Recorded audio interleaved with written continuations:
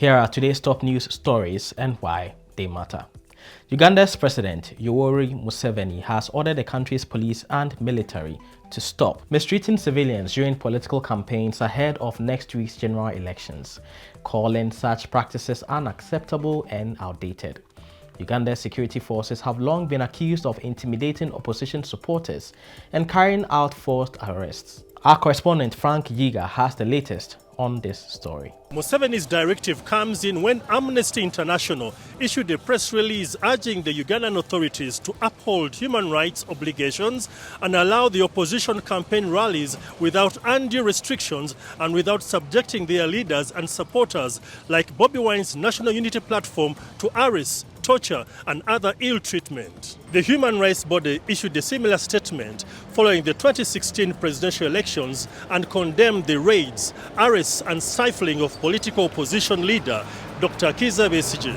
In 2023 and 2025, several government officials faced travel bans by the US and UK, accused of human rights and corruption.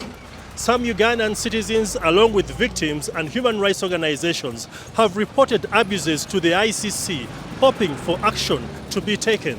Thanks, Frank. At least 42 people, including children, have lost their lives over the weekend following an attack by suspected bandits on communities in Nigeria's Niger state. Several others were abducted during the violent raid.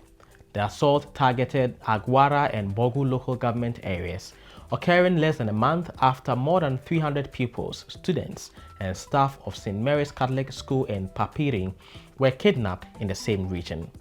In response to the latest incident, President Bola Tinubu has ordered the Minister of Defense, the Chief of Defense Staff, Service Chiefs, the Inspector General of Police, and the Director General of the Department of State Services to track down the perpetrators and ensure they are swiftly brought to justice.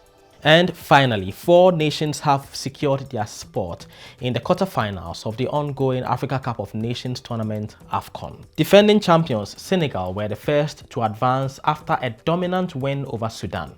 Mali followed with a dramatic penalty shootout victory against Tunisia. Host Morocco thrilled home fans by edging past Tanzania, while Cameroon claimed the final spot so far after a hard-fought triumph over South Africa. Later today, Egypt will clash with Benin and Nigeria faces Mozambique. On Tuesday, Algeria meets DR Congo, while Cote d'Ivoire battles Burkina Faso for the remaining places in the last 8.